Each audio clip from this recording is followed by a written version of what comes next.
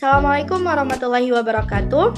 Saya Nadia Faradisi dengan NPM 232114102 akan mempresentasikan hasil tugas saya dengan tema Bioteknologi dan Iptek dalam bidang farmasi untuk memenuhi tugas UAS dengan mata kuliah Ilmu Alamiah Dasar. Di sini ada bioteknologi. Bioteknologi ini adalah cabang ilmu yang mempelajari pemanfaatan makhluk hidup seperti bakteri, fungi, virus, dan lain-lain, maupun produk dari makhluk hidup seperti enzim dan alkohol dalam proses produksi untuk menghasilkan barang dan jasa. Saat ini, perkembangan bioteknologi tidak hanya didasari pada biologi semata, tetapi juga pada ilmu-ilmu terapan yang menggabungkan berbagai cabang ilmu dalam proses produksi barang dan jasa. Selanjutnya ada iptek. Iptek adalah pemahaman informasi yang didasari oleh seseorang sebagai sarana untuk menyediakan barang-barang bagi kelangsungan dan kenyamanan manusia. Iptek merupakan kepanjangan dari ilmu pengetahuan teknologi, di mana dia ini ditinjau dari yang terdiri dari 3 kata. Yang pertama adalah ilmu. Ilmu ini adalah seluruh usaha sadar untuk menyelidiki, menemukan, dan meningkatkan pemahaman manusia. Yang kedua ada pengetahuan. Pengetahuan ini adalah informasi yang didasari oleh seseorang. Selanjutnya ada teknologi. Teknologi ini adalah metode ilmiah untuk mencapai tujuan praktis ilmu terapan, dapat pula diterjemahkan sebagai keseluruhan sarana untuk menyediakan barang-barang bagi kelangsungan dan kenyamanan manusia. Selanjutnya di sini ada contoh aplikasi bioteknologi dalam bidang farmasi, yaitu berdasarkan jurnal terapi gen dari bioteknologi untuk kesehatan.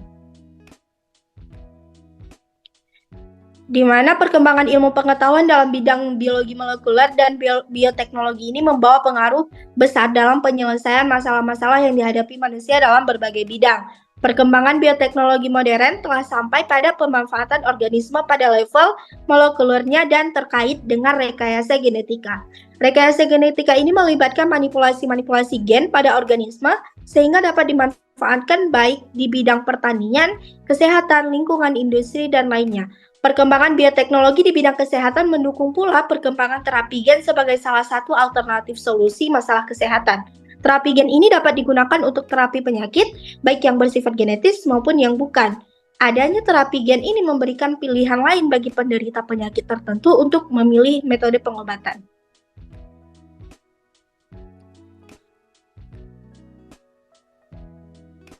Terapi gen ini merupakan metode pengobatan terbaru yang dilakukan untuk mentransfer atau menyisipkan gen fungsional tertentu yang dapat menggantikan fungsi gen abnormal yang terkait dengan penyakit target.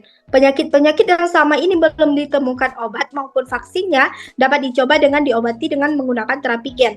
Terapi gen ini dapat mengatasi penyakit dengan mengidentifikasi gen terkait terlebih dahulu. Terapi gen dapat dilakukan secara in vivo maupun ex vivo, baik menggunakan sel embrional maupun sel somatik.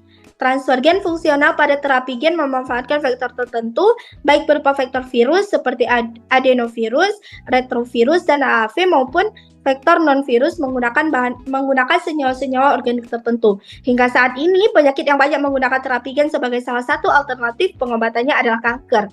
Keberhasilan terapi gen sangat tergantung pada efisiensi transfer gen fungsional serta efektivitas ekspresi gen fungsional tersebut. Baiklah, sekian presentasi dari saya. Apabila ada kekurangan, saya mohon maaf. Terima kasih. Wassalamualaikum warahmatullahi wabarakatuh.